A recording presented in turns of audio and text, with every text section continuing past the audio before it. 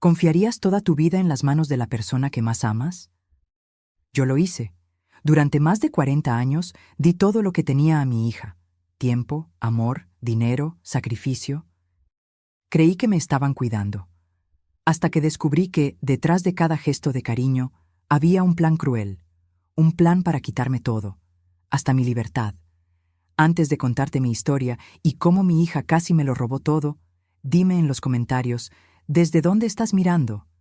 Me encanta saber hasta dónde llegan nuestras historias.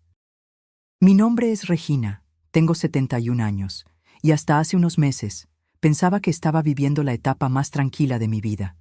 Una etapa de cosecha, ¿sabes? Después de tantas batallas, pérdidas y sacrificios, finalmente sentía que podía respirar en paz. Soy viuda desde hace 3 años. Perdí a mi Mateo serenamente, mientras dormía, pero nada es realmente sereno cuando se pierde a quien se ama. A veces todavía me encuentro mirando la silla de mimbre apoyada cerca de la ventana de la sala, donde solía sentarse todas las mañanas con el periódico abierto y las gafas un poco torcidas en la nariz. La luz le da igual, el espacio sigue intacto, pero él no está. Y eso, por mucho que pase el tiempo, nunca deja de doler un poco. A pesar de la nostalgia, encontré un cierto equilibrio en mis días. Cada tercer viernes del mes, tomaba el autobús de las 10 de la mañana e iba a visitar a mi hermana Isabel, que vive al otro lado de la ciudad. Ella es 2 años menor que yo, pero siempre fue la más vivaz, la que reía a carcajadas, la que sabía exactamente qué decir cuando mi mundo parecía desmoronarse. Siempre llevo un pastel de zanahoria, tal como a ella le gusta, con una gruesa capa de chocolate, y pasamos la tarde sentadas en su cocina, tomando café y poniéndonos al día con nuestras vidas. Hablamos de todo: los nietos, las telenovelas que insistimos en ver, aunque sepamos cómo van a terminar, los vecinos nuevos del barrio y, por supuesto, los dolores en las articulaciones, que ahora nos visitan más que cualquier pariente. Los miércoles, mi compromiso era con el arte. Participo en un curso de pintura en la asociación del barrio. ¿Quién lo diría? Yo, a mis 71 años, descubriendo que sé manejar pinceles y pinturas como si lo hubiera hecho toda la vida. Hay algo casi mágico en enfrentarse a un lienzo en blanco. Aquello me daba una sensación de renacimiento. Pintaba montañas azules como las que veía en mi infancia, cuando mi abuela me llevaba a pasar vacaciones en el campo. Las otras alumnas siempre elogiaban mi trazo. «Tiene mano ligera, Regina», decían, y yo sonreía, un poco avergonzada, pero con un orgullo silencioso en el pecho. Los otros días cuidaba mi casa, pero no era ese tipo de limpieza exagerada, hecha solo para pasar el tiempo. Era un cuidado de verdad, amor en forma de rutina. Regaba mis helechos y orquídeas con la misma atención de quien conversa con viejas amigas. Organizaba mis libros por orden de color, una manía reciente, y preparaba mis comidas con calma, escuchando la radio y saboreando el silencio. Aquello era mi forma de mantener a Mateo cerca. Cada rincón de aquella casa era un pedazo de lo que construimos juntos. Y, sobre todo, me sentía libre, dueña de mí, de mi tiempo, de mis deseos. Pero si había algo que realmente llenaba mi corazón, era mirar a mi hija Daniela y pensar: lo logré.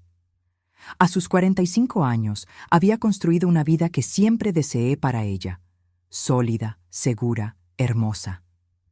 Estaba casada desde hacía 15 años con Juan, un hombre que yo creía decente, y juntos tenían 2 hijos hermosos. Miguel, de 12, era todo curioso y hablador. Sofía, con sus 8 añitos, vivía llenándome de dibujos coloridos y abrazos apretados. Daniela siempre fue mi mayor orgullo. Inteligente, decidida, elegante. Desde pequeña tenía ese brillo en los ojos que hacía que cualquiera creyera que estaba destinada a grandes cosas. Y, como madre soltera, nada me hacía más feliz que verla caminar con firmeza por el mundo. Nuestra relación, para mí, era especial. Algo raro. Me llamaba casi todos los días, a veces solo para contarme algo tonto, como un plato nuevo que Juan había preparado o una nota graciosa que Sofía trajo de la escuela. Los domingos venía con toda la familia, Traía tarta de pollo y llenaba mi casa con ese buen ruido de risas, cubiertos, juguetes esparcidos por el suelo. Yo miraba aquello y pensaba, lo conseguí. ¿Qué más podría querer de la vida? Daniela se encargaba de cuidarme. Cuando yo le decía que iba al supermercado, ella enseguida respondía, «Mamá, por favor, no vayas sola a cargar peso. Espérame, yo paso por ahí». Cuando necesitaba ir al médico, allí estaba ella, puntual, sujetándome el bolso y preguntándome por la presión. «Estás tomando la medicina correctamente, ¿verdad? Si te descuidas, te regaño». Y siempre decía con esa ternura que me ablandaba el corazón, «Mamá, ya trabajaste tanto en esta vida. Ahora es tu turno de descansar. Deja que yo me encargue de todo». Y yo lo creía, con todas mis fuerzas. Creía que había sido bendecida con una hija que reconocía todo lo que hice por ella, que me correspondía no por obligación, sino por amor. Sentía que mi esfuerzo solitario, todas las noches sin dormir, todos los no que me di a mí misma para darle un sí a ella, todo aquello había valido la pena. Pensaba que mis últimos años los viviría con ligereza, rodeada de cariño, gratitud y paz. Qué equivocada estaba. Fue un jueves, 15 de septiembre. Nunca más olvidaré esa fecha. Quedó grabada en mí como hierro al rojo vivo.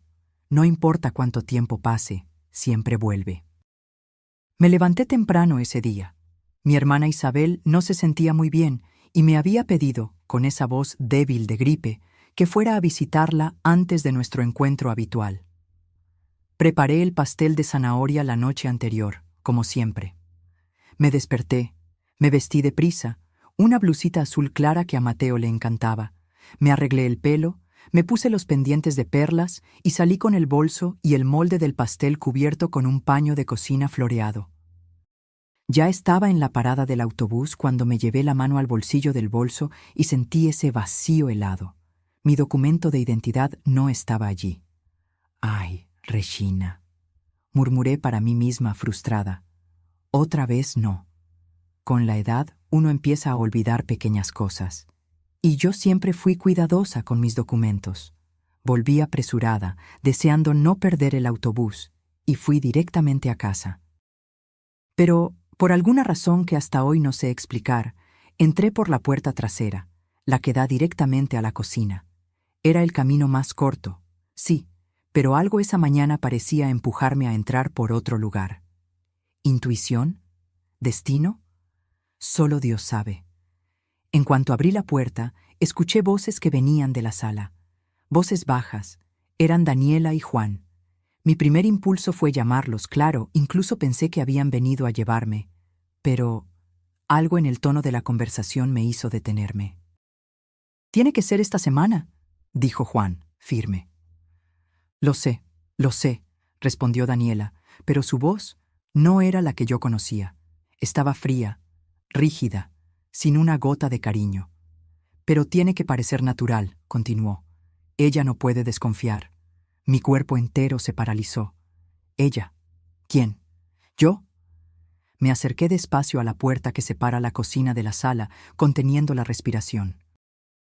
Mis pies parecían pesar 1 tonelada, y aún así avancé, como quien presiente que está a punto de ver su vida convertirse en polvo. «¿Y estás seguro de que el poder general funcionará?», preguntó Juan.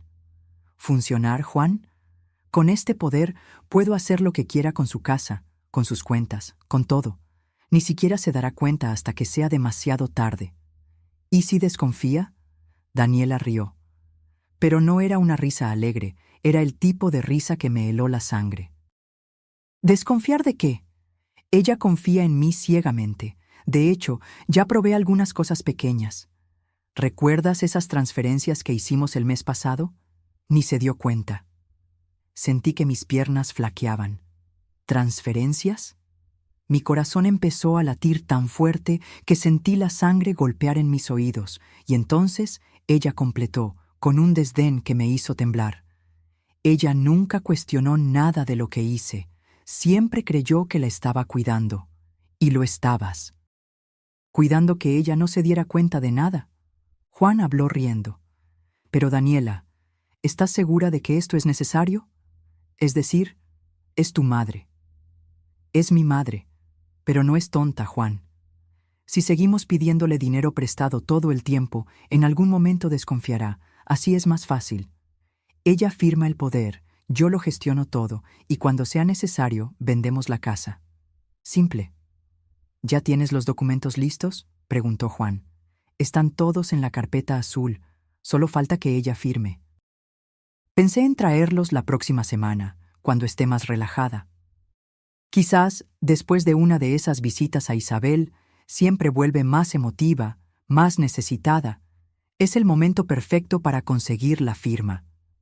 Estaban usando incluso mi relación con mi hermana en mi contra.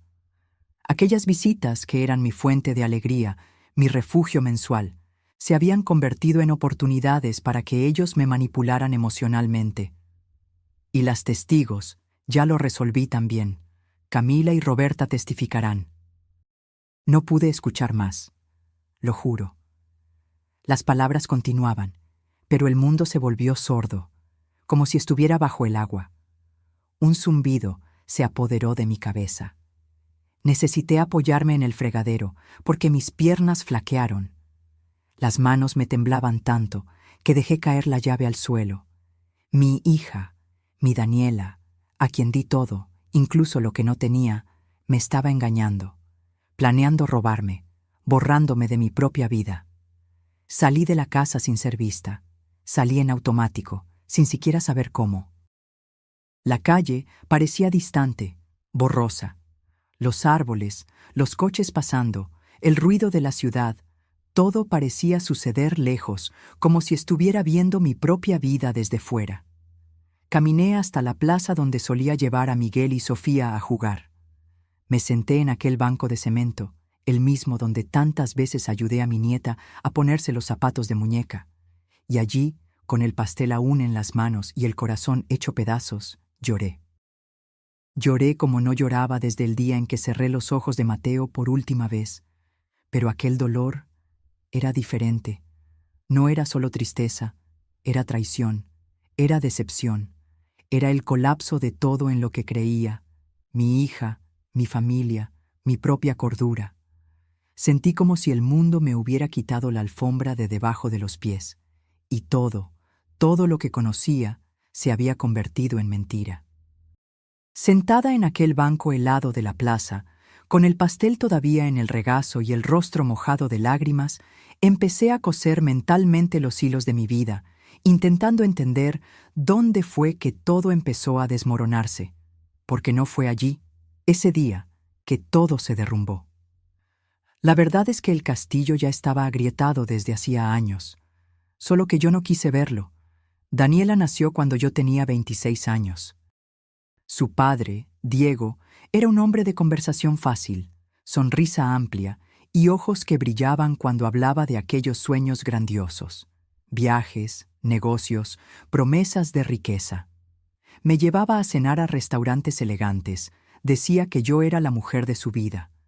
Yo era joven, ingenua, y me dejé encantar, pero el encanto se acabó poco después de la boda.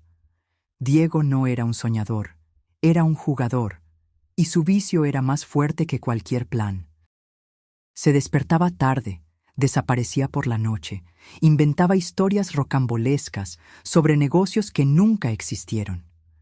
Cuando Daniela tenía apenas 3 añitos, él se esfumó.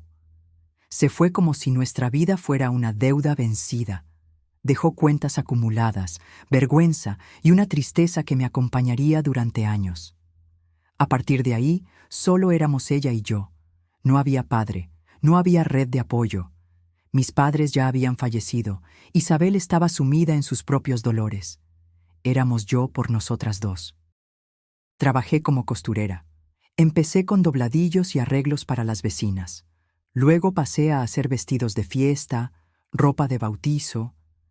El ruido de la máquina se convirtió en mi banda sonora durante años. A veces, cosía hasta altas horas de la madrugada, con los ojos ardiendo y los dedos duros de tanto pincharme con la aguja. Mi cuerpo pedía descanso, pero mi hija me necesitaba, y eso bastaba. Ella necesitaba ropa limpia, comida en la mesa, un cuaderno nuevo al principio del año. Y yo le daba todo, todo. Cuando Daniela rompía algo en casa de la vecina, yo corría a pagar. Cuando se metía en problemas en la escuela, era yo quien iba a pedir disculpas a la directora. Cuando quería una muñeca demasiado cara, yo hacía horas extras. Y cuando sacaba malas notas, era yo quien lloraba por ella. Fui quitando cada piedra del camino antes de que tropezara. En aquel entonces, yo creía que estaba siendo una buena madre, que le estaba dando a mi hija todo lo que yo no tuve. Que así era como se amaba, y quizás así fue, pero hoy veo que, junto con el amor, entregué algo peligroso, la certeza de que siempre habría alguien para resolver sus problemas. Siempre habría una solución mágica. Alguien que asumiría la responsabilidad que era suya. Cuando Daniela cumplió 18 años y entró a la universidad, hice lo imposible para que todo estuviera en orden.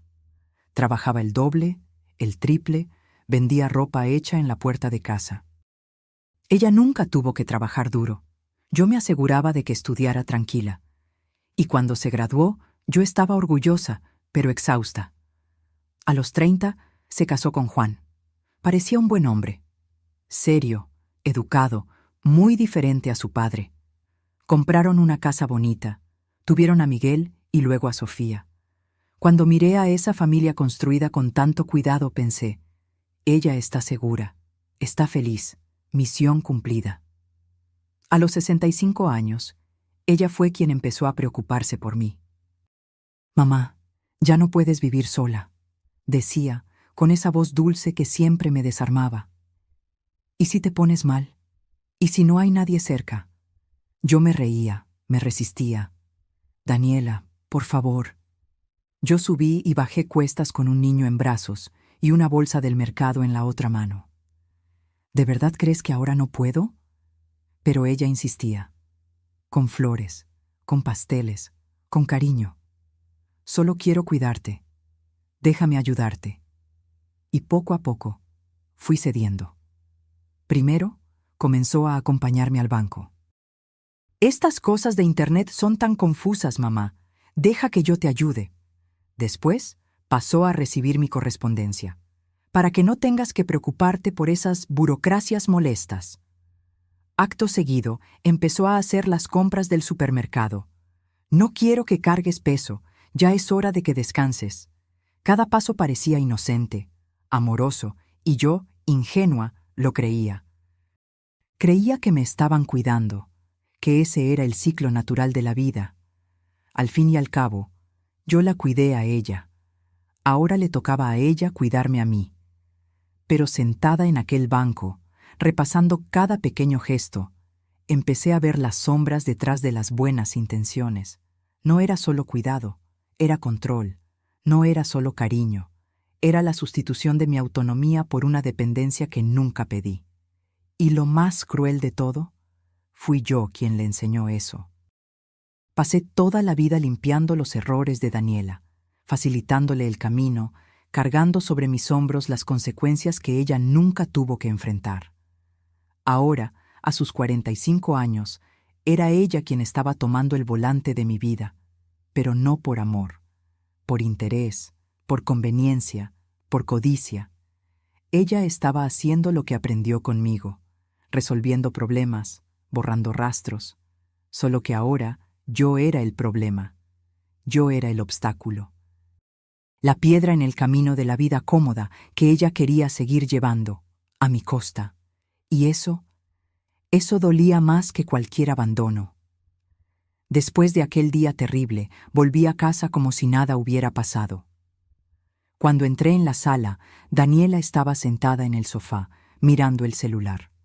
Juan hojeaba un catálogo cualquiera, como si fueran una familia común y corriente en una tarde de jueves. Mamá», dijo Daniela, levantando la vista. «¿Desististe de ir a ver a la tía Isabel?». Forcé una sonrisa. Sentí la boca seca, como si tuviera fiebre. Me llamó diciendo que estaba mejor, así que me quedé por aquí. Respondí con la voz más neutra que pude. Ella sonrió y volvió al teléfono. Juan ni siquiera levantó la cabeza. Allí, en ese instante, me di cuenta del tamaño del teatro que tendría que interpretar. Aquella noche no pegué ojo. Me quedé sentada en la cama, en la oscuridad, con la cabeza hirviendo. Por primera vez en mi vida, necesitaba pensar como una mujer que no podía confiar ni en su propia hija. Dolía admitirlo, pero dolía más aún la idea de seguir siendo engañada. Sabía que no podía simplemente enfrentarme a Daniela y decirle lo que oí. Ella lo negaría, lloraría si fuera necesario, me llamaría vieja confundida. Quizás incluso me haría dudar de mí misma. No, si quería descubrir toda la verdad, tendría que ser más astuta de lo que jamás fui. Al día siguiente, tan pronto como Daniela salió para trabajar, con ese beso de rutina en la frente y el cuídate, mamá, que ahora sonaba como veneno azucarado, me vestí y fui directamente al banco. El camino parecía más largo que nunca. El corazón me latía en el pecho como un tambor. A cada paso ensayaba lo que diría. Tenía miedo de estar exagerando, pero en el fondo ya sabía que no lo estaba. Al llegar, pedí hablar con el gerente. El señor Alberto me conocía desde hacía años, desde que Mateo y yo abrimos nuestra primera cuenta conjunta en ese banco. Él siempre fue muy atento conmigo, especialmente después de que Mateo falleció y yo necesité reorganizar mis finanzas. «Doña Regina, qué gusto verla», dijo con esa sonrisa habitual. «¿Todo bien?» «Necesito verificar algunos movimientos en mi cuenta. Necesito ver mi extracto de los últimos 6 meses», dije. La voz salió más firme de lo que esperaba. Completo. Cada movimiento. Él no hizo preguntas. Solo tecleó tranquilamente algunas cosas en la computadora, hizo clic aquí, allá, y poco después, una impresora comenzó a crujir a mi lado. El sonido del papel siendo expulsado me pareció demasiado alto en aquella sala tan silenciosa. Mientras tomaba los extractos, se detuvo por un instante. Sus ojos, siempre amables, ahora estaban más serios. Un tono diferente en su voz me hizo enderezarme en la silla. «Doña Regina, antes de entregárselos, hay algo que necesito comentarle». Mi corazón ya latió diferente. «¿Sí?», pregunté, intentando mantener la voz firme. Se inclinó un poco sobre la mesa, bajando el tono como si quisiera ahorrarme lo que estaba a punto de decir. «Hemos registrado algunos intentos de movimiento en su cuenta en las últimas semanas que nos llamaron la atención». Fruncí el ceño. «¿Qué tipo de movimiento?» «Transferencias. Intentos de valores altos. 2 veces el mes pasado. Nuestro sistema los bloqueó automáticamente por ser valores fuera del patrón de su cuenta». Sentí un pinchazo en el pecho. Yo no hice ninguna transferencia. Me lo imaginé. Intentamos ponernos en contacto con usted, pero no recibí ninguna llamada. Él asintió apretando los labios. Pues sí, ese fue precisamente otro punto preocupante. El número de teléfono registrado fue alterado recientemente. Cuando llamamos, una mujer atendió diciendo que era su hija. Ella afirmó que usted estaba viajando, Daniela. Era como si alguien me hubiera quitado el suelo de debajo de los pies. El mundo se volvió más silencioso. Todo a mi alrededor, los otros clientes, el ruido de las teclas, incluso mi respiración, pareció alejarse. Lo que quedó fue solo la confirmación de lo que ya temía. Ella había cambiado mi número. Estaba interceptando todo. Tragué saliva intentando mantener la compostura. «Señor Alberto, necesito ver todos los detalles de esos intentos». Él giró la pantalla hacia mí y señaló el historial digital. «Aquí están. 2 intentos, uno de $5,000, otro de $8,000. Ambos realizados por la aplicación. Ambos bloqueados. La cuenta de destino era completamente desconocida. La persona que intentó esas transacciones tenía todos sus datos, documentos, contraseñas». Completó con pesar. La imagen de Daniela anotando cosas en mi cuaderno apareció como una cuchilla en mi memoria. Deja que yo anote tus contraseñas para que no las olvides, mamá. Ella decía eso con ese tono dulce, maternal, como quien hace un favor. Y yo la dejaba. Creía que era cuidado, creía que era amor. Quiero cambiar todas mis contraseñas ahora, dije con la voz temblorosa pero firme. Y quiero que ningún movimiento superior a $1000 se realice sin una confirmación personal, por teléfono. En este número de aquí, anoté y deslicé el papel en su dirección. Perfecto, doña Regina. Vamos a hacerlo ahora mismo. Y, si me permite, le recomiendo que presente una denuncia. El intento de fraude bancario es un delito. Me detuve por un segundo. Todavía no estaba lista para convertir a mi hija en una criminal oficial. Todavía no. Primero necesito entender mejor lo que está pasando. Necesito pensar. Él respetó mi silencio. Me ayudó con los trámites, me entregó los extractos y me estrechó la mano con fuerza antes de que me fuera. Pero la amabilidad del gesto no borraba el peso de lo que acababa de suceder. Volví caminando a casa, los papeles doblados y apretados dentro del bolso, como si fueran dinamita. Sentí el sol de la tarde calentando mi espalda, pero por dentro temblaba. Era como si todo dentro de mí estuviera en ebullición. Alivio, por haberlo descubierto a tiempo. Horror, por tener la certeza de que aquello ya no era un plan, era una acción. Daniela ya lo estaba ejecutando todo bajo mis narices.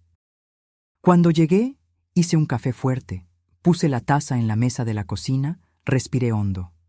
Seguí investigando. Necesitaba estar segura de todo antes de tomar cualquier decisión. A la mañana siguiente, llamé a mi operadora de celular. Fingí que mi teléfono tenía problemas, con voz de anciana confundida, como ellos esperan de nosotras. Dije que no estaba recibiendo mensajes del banco y pedí que confirmaran el número vinculado a la cuenta. La operadora respondió con naturalidad. Claro, señora. Aquí consta que el número registrado termina en 5872. ¿Desea confirmarlo o cambiarlo? Todo se congeló dentro de mí. Ese no era mi número. Me quedé en silencio por unos segundos y ella incluso preguntó: «¿Doña Regina? ¿Está en la línea?», preguntó la operadora. «Sí, estoy, querida. Solo me confundí», logré decir, antes de colgar apresuradamente. Intenté respirar, pero parecía que el aire había desaparecido de la habitación. En ese mismo momento llamé a la tarjeta de crédito y luego al plan de salud. En todos, la misma respuesta. Mi número de contacto había sido alterado. Ninguna notificación, ningún mensaje, nada más llegaba a mí. Daniela me había aislado completamente. Ya no recibía ninguna comunicación de mis propios servicios. Todo pasaba por ella. Ella era mi intermediaria con el mundo, y yo ni me daba cuenta. Aquella noche, cuando vino a visitarme con los niños, como siempre hacía, observé cada gesto, cada palabra. ¿Cómo pude ser tan ciega? Las señales estaban todas allí. «Mamá, ¿estás bien?», me preguntó, observándome con atención. «Pareces diferente». «Solo estoy un poco cansada», respondí, forzando una sonrisa. «Tienes que cuidarte más», dijo ella, tomándome las manos. «Qué bueno que estoy aquí para cuidarte». Sus manos estaban heladas, o quizás eran las mías. Durante la semana siguiente, continué mi investigación. Decidí buscar ayuda profesional. Encontré en Internet el despacho de un abogado especializado en derecho del anciano y crímenes patrimoniales, el doctor Ricardo. Le conté todo, le mostré los extractos, le expliqué la situación. «Doña Regina, lamentablemente su caso no es aislado. Hemos visto un aumento significativo de crímenes patrimoniales contra personas mayores, y en la mayoría de los casos, los perpetradores son familiares cercanos. Pero ella es mi hija». «Doña Regina», dijo él con seriedad, «usted está siendo víctima de abuso financiero. Esto es un delito. Su hija está cometiendo apropiación indebida e intento de estafa». Escuchar esas palabras en voz alta me hizo llorar de nuevo. No era solo mi imaginación, no eran solo paranoias de la vejez, era real. Era un crimen. Mi hija me estaba robando. El doctor Ricardo me orientó sobre qué hacer. Primero, cambiar todas las contraseñas, cancelar todas las autorizaciones. Segundo, empezar a documentar todo, grabar conversaciones, guardar mensajes, anotar situaciones. Tercero, preparar una defensa legal para cuando ella intentara aplicar el golpe definitivo. Porque lo intentará, me advirtió. Quien ha llegado hasta este punto no se detendrá ahora. Compré una grabadora pequeña, de esas que la gente usa para grabar clases. Empecé a grabar todas las conversaciones que tenía con Daniela. Cambié mis contraseñas, cancelé las autorizaciones, avisé al banco para que no aceptara ninguna alteración en mis datos sin mi presencia física. Era extraño vivir una doble vida así. Durante el día, yo era la madre cariñosa, la abuela amorosa, la persona que siempre fui. Pero por debajo estaba luchando por mi vida, por mi dignidad, por mi derecho a ser dueña de mi propia existencia. Durante la cena, Daniela volvió a sacar el tema del poder, pero de forma más sutil. Mamá, Carla de la panadería me estaba contando que hizo un poder a su hija. Dijo que se siente más tranquila, sabiendo que si algo sucede, tiene a alguien que le resuelva las cosas. ¿Qué tipo de cosas? Ah, ya sabes, asuntos bancarios, documentos, esas burocracias molestas. Su hija se encarga de todo y ella no tiene que preocuparse por nada. Juan complementó. Es una seguridad, doña Regina. Imagínese si usted tiene algún problema de salud y necesita que alguien resuelva las cosas rápidamente. Estaban trabajando en equipo, preparando el terreno psicológico para la gran embestida, pero ahora yo conocía el guión. Es interesante, pero todavía me siento capaz de encargarme de mis propias cosas. Claro que sí, mamá. Nadie está diciendo lo contrario. Es solo una precaución, una forma de facilitar las cosas. Cuando se fueron, apagué inmediatamente la grabadora del celular y registré todos los detalles de la conversación, exactamente como el doctor Ricardo me había indicado. En los días siguientes, intensifiqué mi investigación silenciosa. Aproveché un momento en que Daniela estaba en el baño para revisar su bolso. Encontré una carpeta con copias de varios de mis documentos. DNI, DNI fiscal, partida de nacimiento, escritura de la casa, documentos que ella había organizado para mí en los últimos meses. También encontré anotaciones manuscritas, valores aproximados de mis bienes, direcciones de inmobiliarias, contactos de despachantes. Era literalmente un plan de acción para apropiarse de todo lo que yo poseía. El descubrimiento más impactante llegó cuando encontré en su agenda una anotación. Poder, testigos confirmados para la próxima semana. Estaban acelerando el cronograma. Esa noche llamé al doctor Ricardo y le informé de todos los descubrimientos. Doña Regina, se están preparando para el golpe final. Usted necesita estar preparada para actuar rápidamente cuando le traigan los documentos. ¿Qué debo hacer exactamente? Siga actuando normalmente, pero documente todo. Y cuando le traigan el poder, grabe toda la conversación. Necesitamos pruebas claras de los intentos de coerción. Colgué el teléfono con una mezcla de ansiedad y determinación. La batalla apenas comenzaba, pero ahora tenía las armas necesarias para defenderme. Daniela había subestimado a su propia madre. Creía que estaba tratando con una anciana ingenua y vulnerable, pero estaba a punto de descubrir que la mujer que había criado a una hija sola, que había reconstruido su vida después de cada golpe, todavía estaba allí, más fuerte y más astuta de lo que ella imaginaba. El juego había cambiado, y esta vez yo conocía las reglas. La llamada llegó un viernes por la mañana, mientras regaba las plantas del jardín. Era Daniela con esa voz especialmente cariñosa que ahora sabía reconocer como señal de peligro. «Mamá, ¿qué tal si llevo a los niños a almorzar contigo hoy? Hace tiempo que no vienen a ver a la abuela».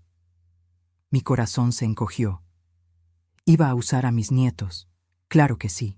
Era el arma más cruel que tenía a su disposición, porque sabía que yo jamás diría que no a los niños. Sería genial, hija. ¿A qué hora llegan? Como a las 11:30. Ah, ¿y Camila y Roberta pueden venir también? Tenían ganas de verte. Las testigos exactamente como había planeado. Mi mano apretó el teléfono con más fuerza. Claro, siempre es bueno recibir a tus amigas. Perfecto, mamá. Hasta luego. Colgué el teléfono y me apoyé en la pared. Tenía aproximadamente 2 horas para prepararme psicológicamente para lo que estaba por venir. Llamé al doctor Ricardo y le informé de la visita. Doña Regina, recuerde, mantenga la calma, grabe todo y no firme nada bajo presión. Si es necesario, diga que necesita tiempo para pensar. Y si usa a los niños para presionarme, eso sería una prueba más en su contra. Pero sé que será difícil para usted. Sea fuerte. Pasé el resto de la mañana preparando un almuerzo especial. No porque quisiera complacer a Daniela, sino porque quería que mis nietos tuvieran una buena comida.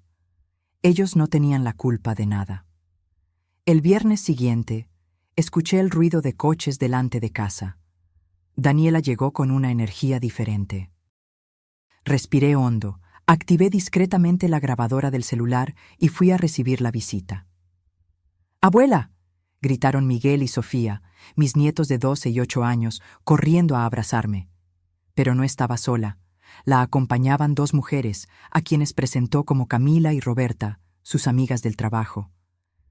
«Mamá, estas son las chicas de las que siempre te hablo», dijo Daniela con una sonrisa.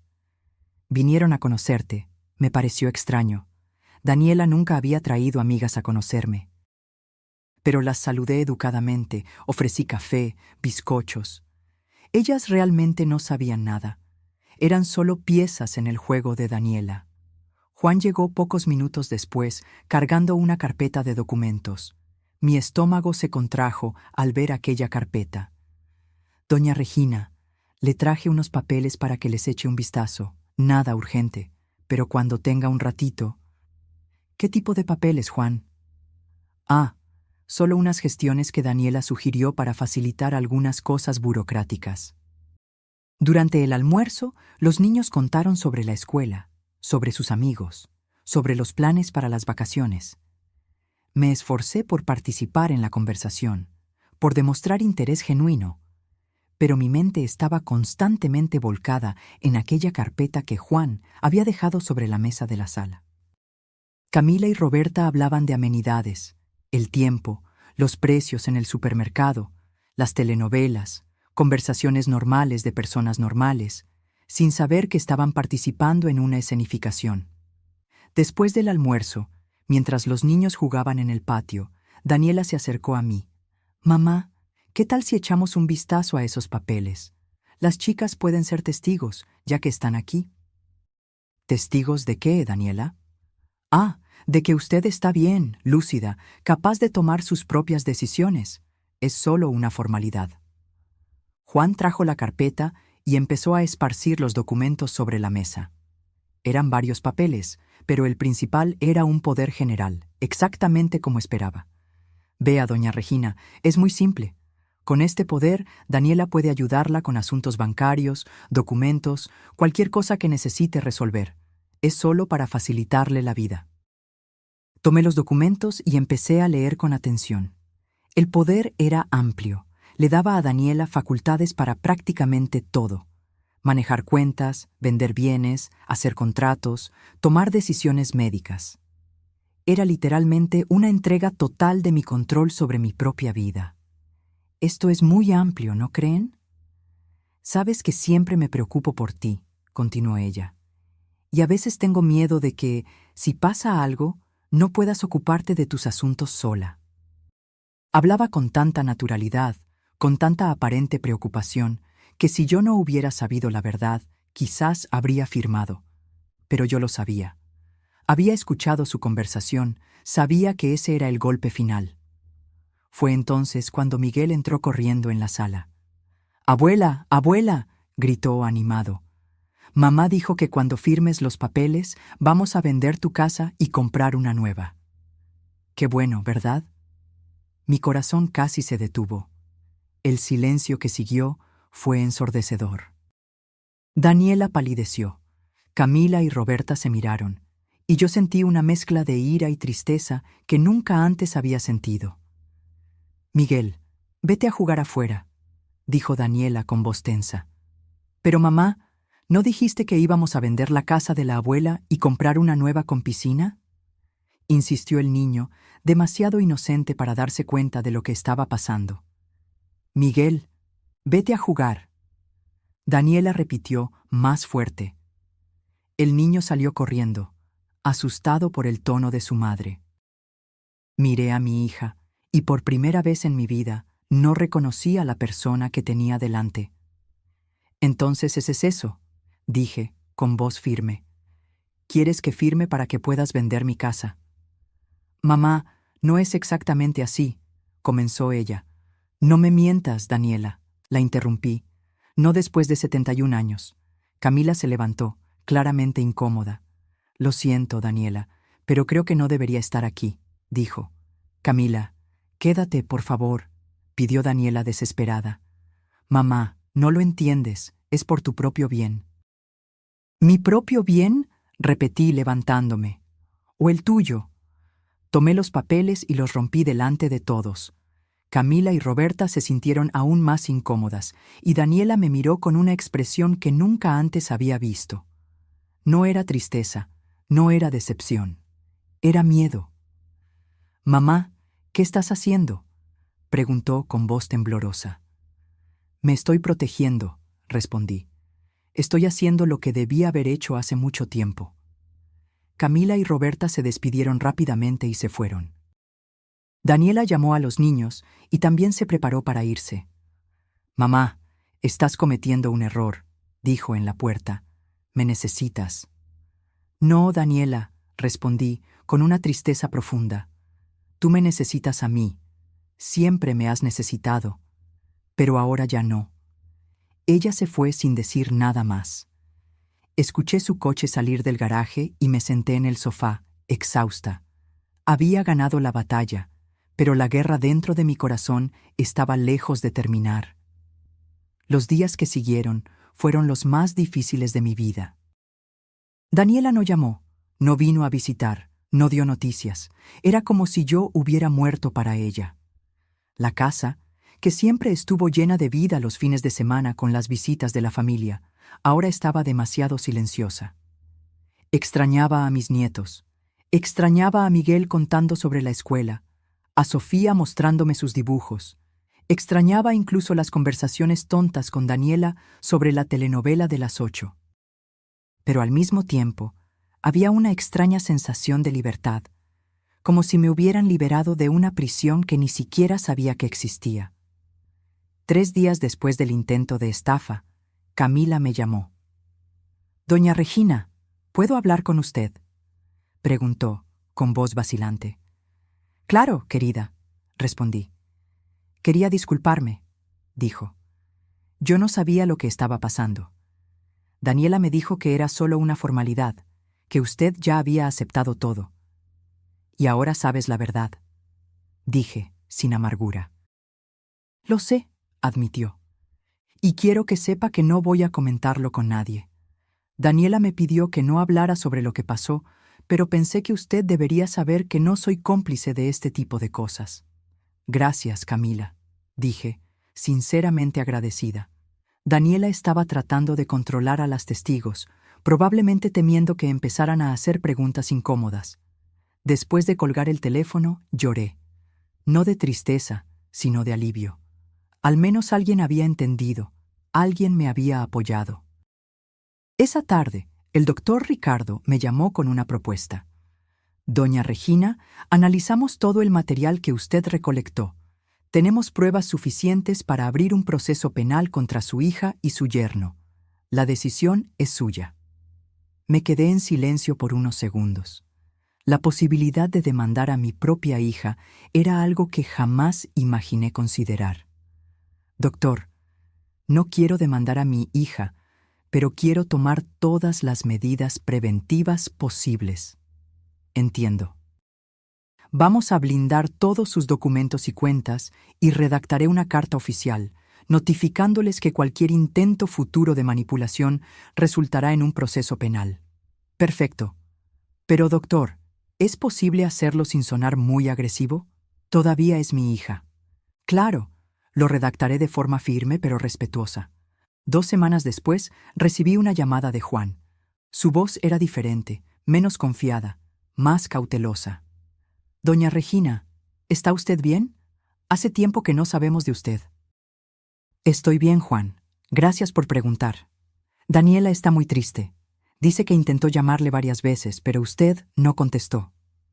Era mentira, pero no quise confrontarlo al respecto.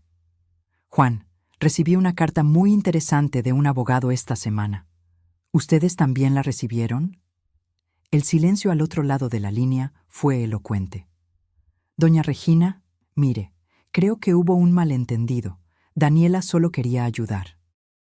Estoy segura de que sí, pero ahora prefiero encargarme de mis propias cosas con la debida protección legal. ¿Está segura de que no quiere hablar? Daniela está realmente arrepentida. Cuando ella esté lista para una conversación honesta, sin presiones, estaré aquí. Un mes después, decidí retomar mi rutina de visitas a Isabel. Había cancelado 3 viajes consecutivos a causa de toda aquella situación y mi hermana estaba preocupada. Regina, qué bueno verte. Te extrañaba, me dijo abrazándome fuerte. Yo también, Isabel. Perdón por haber cancelado tantas veces. ¿Pasó algo? Pareces diferente, pero firme. Durante nuestra conversación esa tarde, le conté a Isabel toda la historia. Ella me escuchó en silencio, a veces moviendo la cabeza con incredulidad, a veces tomándome la mano. Regina, lo siento mucho. Sé cuánto amas a Daniela. Todavía la amo, Isabel, pero aprendí que amar no significa aceptar ser engañada. ¿Y no sientes ganas de darle una oportunidad para que se explique? Sí, pero ella necesita venir a mí con honestidad, no con más manipulación. ¿Y los nietos? Ah, Isabel, esa es la parte que más duele. Los echo mucho de menos. En los meses siguientes, mi vida tomó un ritmo diferente. Retomé mi curso de pintura. Empecé a caminar en el parque todas las mañanas. Me inscribí en un grupo de voluntariado en el hospital local. Estaba descubriendo quién era yo, además de madre y abuela. Sin la presencia constante de Daniela, comencé a redescubrir quién era. ¿Cuánto tiempo hacía que no tomaba una decisión sola? ¿Cuánto tiempo hacía que no elegía qué comprar en el supermercado, qué programa ver en la televisión, qué ropa vestir? Pequeñas cosas que le había entregado sin darme cuenta. Volví a caminar todas las mañanas, algo que había dejado de hacer cuando Daniela empezó a preocuparse por mi seguridad. Mamá, ¿y si te pones mal en la calle? ¿Y si alguien te asalta? Siempre me decía. Pero ahora caminaba de nuevo y me sentía viva. Fue durante una de esas caminatas en la placita cerca de casa que tuve uno de los encuentros más dolorosos y al mismo tiempo más reveladores de ese periodo. Estaba sentada en el banco descansando cuando vi a una mujer acercarse con un niño. Cuando se acercó, reconocí. Era Elena, la madre de Juan, abuela paterna de los niños, y estaba con Miguel. «¡Abuela Regina!», gritó Miguel, corriendo a abrazarme. «Abuela, te extrañé mucho». El abrazo de aquel niño me hizo llorar al instante. Lo abracé fuerte, sintiendo el olor de su cabello, escuchando su voz animada contando sobre la escuela, sobre los juegos, sobre sus amigos. «Abuela, ¿por qué ya no vienes a nuestra casa?», preguntó, con esa inocencia de los niños. «Es complicado, mi amor», respondí, sin saber qué más decir. Elena se acercó, claramente incómoda. Ella siempre fue una mujer discreta, reservada. «Regina», dijo con voz baja, «no sé qué pasó entre ustedes, pero este niño te extraña mucho, y Sofía también». «Yo también los extraño», admití. «Daniela no está bien», continuó Elena. «Llora mucho, no come bien. Dice que ya no quieres hablar con ella». «No es que no quiera», expliqué. «Es que no puedo, no como antes». Elena me miró con curiosidad, pero no insistió. Siempre fue una mujer sabia, que sabía cuándo no hacer preguntas. «¿Puedo traer a los niños a visitarte a veces?», preguntó. «Claro», respondí inmediatamente, «cuando quieras». Cuando se fueron, Miguel me dio otro abrazo apretado. «Abuela, te quiero mucho», me dijo, «aunque mamá se enoje conmigo». Esa frase me partió el corazón. ¿Qué tipo de madre prohíbe a sus hijos ver a su abuela?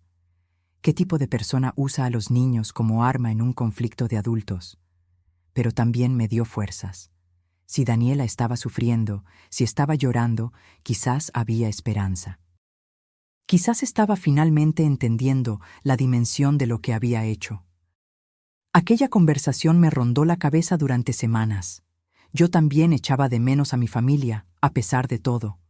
Echaba de menos las risas de mis nietos, las conversaciones con Daniela sobre cosas triviales, incluso la presencia de Juan. Pasaron 4 meses desde el día del intento de estafa. 4 meses sin ver a Daniela, sin hablar con ella, sin saber bien cómo estaba. Elena traía a los niños a visitarme quincenalmente, y esas visitas eran a la vez la alegría y el tormento de mi vida. Miguel y Sofía siempre querían saber cuándo íbamos a hacer las paces. Yo no sabía qué responder. ¿Cómo explicarle a unos niños que su madre había intentado robarme? ¿Cómo decir que a veces el amor no es suficiente para arreglar ciertas cosas? Pero a través de esas visitas iba recibiendo pequeñas informaciones sobre Daniela. Elena me contaba, siempre con discreción, que no estaba bien, que había adelgazado mucho, que lloraba frecuentemente, que los hijos estaban preocupados por ella. «Ella pregunta por ti», me dijo Elena un día. «Siempre. Quiere saber cómo estás, si te estás alimentando bien, si te estás cuidando la salud». «¿Y tú respondes?», pregunté. «Respondo», admitió, «porque en el fondo todavía somos familia, y la familia se preocupa la una por la otra, incluso cuando está dolida». Un día, Sofía me sorprendió con una pregunta directa. «Abuela, ¿por qué ya no quieres a mamá?». La senté en mi regazo, la miré a los ojitos e intenté encontrar una respuesta que una niña pudiera entender. «No es que ya no quiera a mamá», le expliqué. «Es que a veces los adultos hacen cosas que duelen mucho, y entonces necesitamos un tiempo para sanar el corazón». «Pero, ¿vas a sanar pronto?», preguntó, con esa esperanza pura de los niños. «Estoy intentando, mi amor», respondí. «Estoy intentando». Y era verdad. A pesar de todo el rencor, a pesar de toda la traición, yo seguía amando a Daniela. Todavía era mi hija, todavía era la niña que crié, que protegí, que amé más que a nada en la vida. Pero ahora sabía que amar a alguien no significa aceptar cualquier cosa de esa persona. Durante esos meses, también comencé a involucrarme en actividades que me daban un propósito. Me uní a un grupo de voluntarias que visitaban a personas mayores en asilos. Irónicamente, estar con personas de mi edad que habían sido abandonadas por sus familias me hizo valorar aún más la posibilidad de reconciliación con Daniela. Conocí a doña Esperanza, una señora de 85 años que no recibía visitas desde hacía 3 años. Sus hijos vivían en otras ciudades y rara vez llamaban. Cuando me contó su historia pensé, al menos mi hija se preocupa lo suficiente como para sufrir con nuestra pelea. «Sabes, Regina», me dijo un día, «lo que más duele no es haber sido olvidada, es saber que, si muero mañana, ellos se sentirán culpables el resto de su vida, y su culpa no me traerá de vuelta». Sus palabras siguieron resonando en mi cabeza. ¿Estaba siendo demasiado orgullosa? ¿Estaba desperdiciando un tiempo precioso que podría estar viviendo con mi familia? Fue un martes lluvioso de enero cuando sonó el timbre de mi casa. Eran las 4 de la tarde, y yo estaba pintando en el porche, aprovechando la luz natural a pesar del tiempo nublado. Cuando abrí la puerta, me asusté. Era Daniela, pero no era la Daniela que yo conocía. Estaba delgada, muy delgada, con ojeras profundas y el cabello sin vida. Parecía haber envejecido 10 años en 4 meses. «Hola, mamá», dijo con voz débil. Nos quedamos unos segundos mirándonos, sin saber qué decir.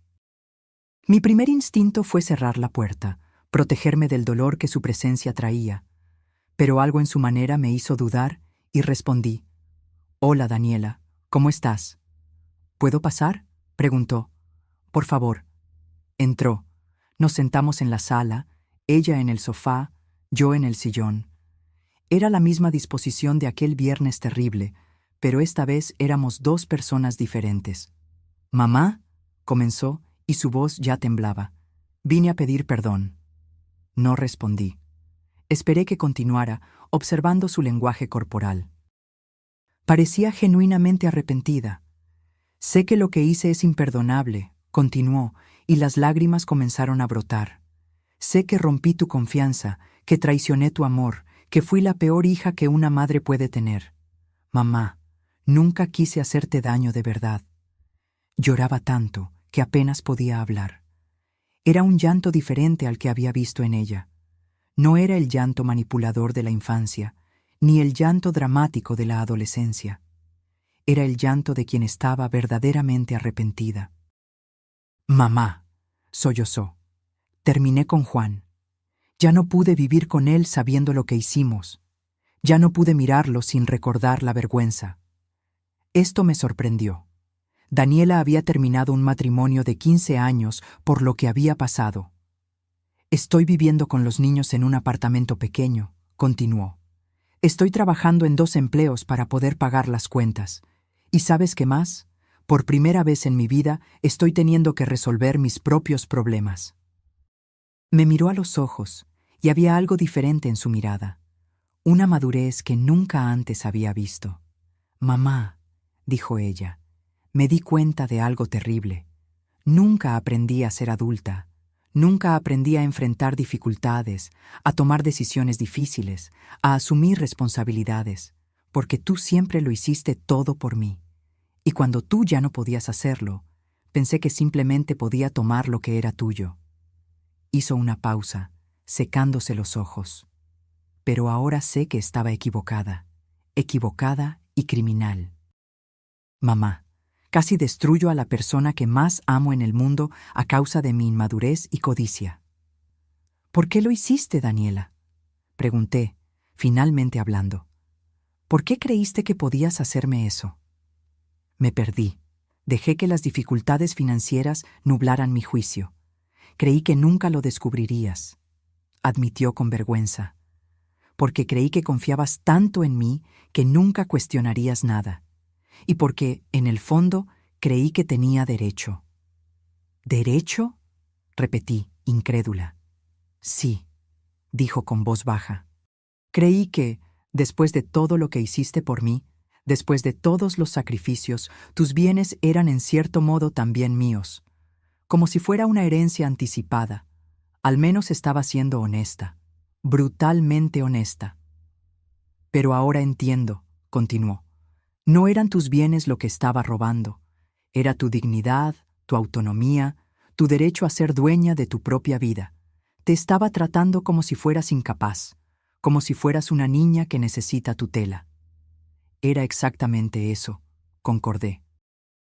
«Mamá», dijo acercándose a mí, «no espero que me perdones. No espero que vuelvas a confiar en mí. No espero que las cosas vuelvan a ser como antes. Pero necesitaba venir aquí y decirte que lo siento mucho, que me odio por lo que hice, y que voy a pasar el resto de mi vida tratando de ser digna del amor que siempre me has tenido». Estaba arrodillada frente a mí, llorando como una niña. Pero ya no era una niña. Era una mujer de 45 años que estaba finalmente asumiendo la responsabilidad de sus actos. «Levántate», dije, extendiéndole la mano. «Levántate y mírame a los ojos». Se levantó, aún llorando. Sostuve su rostro entre mis manos, como hacía cuando era pequeña. «Daniela», dije, «te perdono». Ella volvió a desmoronarse en llanto, pero esta vez la abracé. Sentí su peso en mis brazos. Sentí su dolor mezclado con el mío. Sentí el amor que nunca había dejado de existir, incluso durante los peores momentos. Pero, continué, alejándome para mirarla a los ojos, perdonar no significa olvidar. Y no significa que las cosas vayan a ser como antes. Si quieres recuperar mi confianza, tendrás que demostrar que has cambiado. Tendrás que probar que aprendiste. Lo sé, dijo limpiándose la nariz. Lo sé, mamá, y lo probaré. Todavía no sé cómo, pero lo haré. Después de aquel día, Daniela volvió a formar parte de mi vida, pero de una forma completamente diferente. Venía a visitarme todos los miércoles, siempre a la misma hora, siempre con los niños. Pero ahora ya no era la hija que me controlaba, era la hija que me respetaba. En las primeras visitas éramos cuidadosas la una con la otra, como dos personas que se conocieron recientemente. Hablábamos de temas neutros: el tiempo, los niños, su trabajo. Evitábamos cualquier tema que pudiera traer de vuelta el dolor del pasado, pero poco a poco comenzamos a hablar más abiertamente. Daniela me contaba las dificultades que estaba enfrentando criando a sus hijos sola, los desafíos del trabajo, cómo estaba aprendiendo a ser independiente por primera vez en su vida. «Mamá», me dijo un día, «nunca supe lo difícil que era pagar la cuenta de la luz, hacer compras con un presupuesto ajustado, decidir entre comprar un medicamento o un juguete para los niños». «Yo sí lo sabía», respondí. «Lo sabía desde que tenías 3 años». «¿Por qué nunca me lo enseñaste?», preguntó. «Porque creí que, protegiéndote de todo eso, estaba siendo una buena madre», admití. «Creí que si nunca pasabas necesidad, nunca supieras lo que era preocuparse por el dinero, serías feliz». «Pero no era feliz», dijo. «Era mimada, irresponsable y egoísta. Creía que el mundo me debía algo». «¿Y ahora?», pregunté. «Ahora sé que el mundo no me debe nada», respondió. «Que tengo que trabajar por lo que quiero, que tengo que enfrentar las dificultades, que tengo que tomar decisiones difíciles». 3 meses después de la reconciliación, Daniela vino a visitarme con una propuesta inusual. «Mamá, necesito pedirte algo», dijo, claramente nerviosa. Mi corazón se aceleró. ¿Qué quería ahora? «Necesito pedirte dinero prestado», continuó. «Sofía necesita un aparato en los dientes y el dentista quiere $2,000 al contado». Me quedé en silencio, observándola. Era la primera vez desde la reconciliación que pedía algo material. «Pero», continuó rápidamente, «quiero hacer todo bien». Traje un documento, firmado y reconocido ante notario, comprometiéndome a pagar en 12 cuotas. «Y quiero que me cobres intereses». «¿Intereses?», pregunté sorprendida. «Sí», dijo con firmeza. «No quiero un favor, mamá. Quiero un préstamo de verdad, entre 2 personas adultas, con documento, con plazo, con intereses». Tomé el documento que ella había traído. Era un contrato simple, pero formalmente correcto. Ella había pensado en todo, se había preparado para esa conversación. «¿Estás segura de esto?», pregunté. «Absolutamente», respondió. «Mamá, ya no quiero ser tu hija dependiente, quiero ser tu hija responsable». Le presté el dinero. Y ella pagó cada cuota a tiempo, con intereses. Cuando saldó la deuda, me trajo un ramo de flores. «Gracias», dijo, «por haberme tratado como una persona capaz de cumplir con sus compromisos. Hoy, 2 años después de todo lo que pasó, nuestra familia es diferente. No volvimos a ser lo que éramos antes, sería imposible. Pero nos convertimos en algo nuevo, algo más honesto, más maduro, más real». Daniela ya no vive con Juan. Se divorció oficialmente y está criando a sus hijos sola. «Es difícil», me dice, «pero es liberador». Descubrió que es capaz de mucho más de lo que imaginaba. Trabaja como gerente administrativa en una pequeña empresa y hace trabajos de contabilidad por cuenta propia los fines de semana. No gana mucho, pero es suficiente para vivir con dignidad, y por primera vez en su vida se siente orgullosa de su propio dinero. Miguel y Sofía pasan algunos fines de semana conmigo. No todos los fines de semana, como antes, pero cuando lo hacen, son momentos especiales. Me ven de una manera diferente ahora, no como la abuela que lo resuelve todo, sino como la abuela que les enseña a resolver sus propias cosas. «Abuela», me dijo Miguel la semana pasada. Ahora eres más divertida. ¿Por qué? Pregunté curiosa. Porque antes lo hacías todo por todos, explicó. Ahora nos enseñas a hacerlo. Daniela también cambió conmigo. Ya no intenta controlarme, no intenta resolver mi vida. Cuando tengo un problema, me escucha, me da su opinión si se la pido, pero no toma decisiones por mí. La semana pasada, tuve que ir al médico para hacerme unos exámenes. Anteriormente, Daniela habría insistido en llevarme, en entrar al consultorio conmigo, en hablar con el médico. Esta vez, solo preguntó: «Mamá, ¿quieres que vaya contigo o prefieres ir sola?» «Yo voy sola», respondí. «Está bien», dijo. «Pero llámame después para contarme cómo te fue. Esa es la diferencia». Antes, ella decidía lo que era mejor para mí. Ahora me deja decidir y me ofrece apoyo. Nuestros domingos juntos son especiales. Ella trae a los niños, almorzamos juntas, conversamos sobre todo. Pero ahora nuestras conversaciones son de igual a igual. Dos mujeres adultas, dos madres, dos personas que pasaron por dificultades y salieron más fuertes. «Mamá», me dijo el domingo pasado. «Gracias». «¿Por qué?», pregunté. «Por no haberte rendido conmigo», respondió. «Por haberme dado una segunda oportunidad. Por haberme enseñado, incluso a los 45 años, que nunca es tarde para crecer. Hoy, a mis 73 años, miro hacia atrás y veo un camino que nunca imaginé que tendría que recorrer. Cuando era joven, creía que ser madre era proteger, resolver, facilitar. Creía que amar era hacer todo por los hijos, evitar que sufrieran, que pasaran dificultades. Pero aprendí que a veces el mayor acto de amor es dejar que las personas enfrenten sus propias batallas. Aprendí que proteger demasiado puede ser perjudicial, que resolverlo todo puede ser perjudicial, que facilitar demasiado puede ser perjudicial. Daniela tuvo que tocar fondo para descubrir que tenía fuerzas para subir. Tuvo que perderlo todo para descubrir que era capaz de construir. Tuvo que herirme profundamente para descubrir el valor de lo que tenía. Y yo necesité ser traicionada por la persona que más amaba en el mundo para descubrir que tenía fuerza para defenderme. Necesité quedarme sola para descubrir que podía vivir sola. Necesité perdonar para descubrir que perdonar no es olvidar. Es elegir construir algo nuevo sobre los escombros de lo que fue destruido. Hoy, nuestra relación se basa en el respeto mutuo. Daniela me respeta como persona autónoma y yo la respeto como adulta responsable. No es el mismo amor ciego y protector de antes.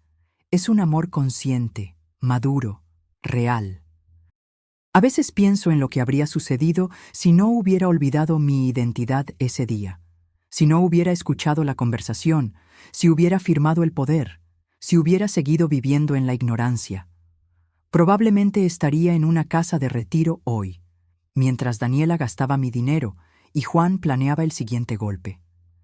Pero también pienso que quizás las cosas sucedieron exactamente como debían suceder.